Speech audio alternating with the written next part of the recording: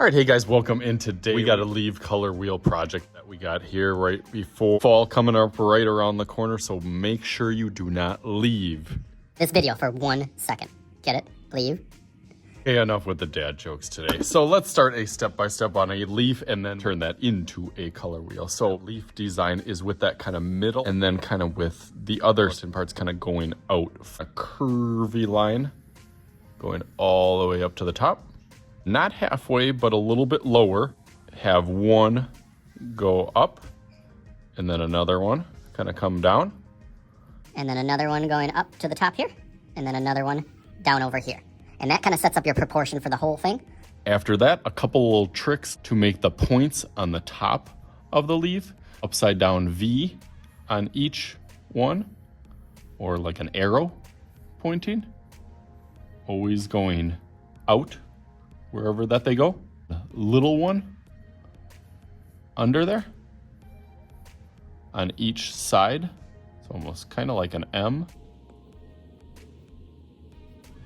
Now, this is kind of a weird or unique way. If your leaves are more spread out versus nice and close together, do a loop under each one of them. Loop under, do a little one here and a big one over here. And from each of that'll kind of connect right to there. So connect right to there.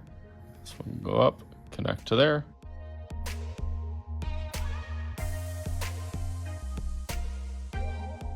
Last part, just kind of connect to the middle. Right in there.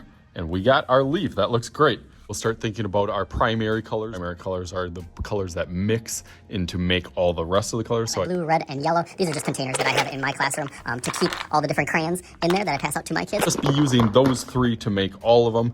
Every leaf is going to be a little bit unique. Now, all you need is a blue, red, and yellow.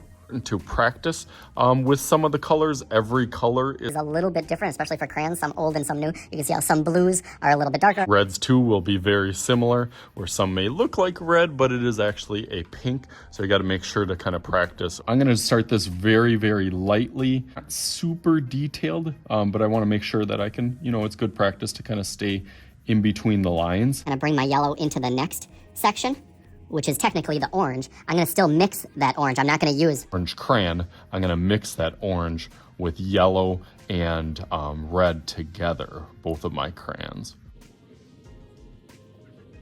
I'm gonna go right over the top of that, trying to kind of keep it consistent, not pushing too hard, gradually getting a little bit stronger.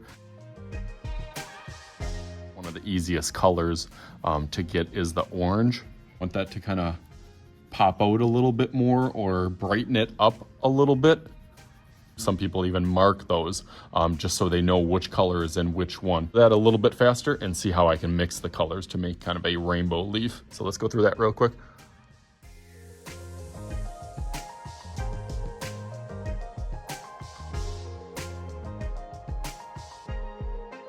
Okay, nice, that looks better. Now I even took some of my colored pencil and kind of blended in some of those lines a little bit cleaner and going one to the other a little bit thicker kind of by the veins. Oh, let's make a little magic happen. Since this may be a great start, but it is not finished yet. So let's go with my leaf. Let's go just like, ready, bang! So I grabbed a couple real maple leaves with a good variety of colors for inspiration for some of the shape and the design and the pattern. I definitely used a whole bunch of different materials over here, as I often do. Different crayons, different varieties of markers, silly scissors. I even tried to kind of angle the edges of the paper with that scissors. Practice one just to kind of different techniques and tricks. Oh, and as you noticed, I didn't even put like designs inside the leaf. Don't have to perfectly line up.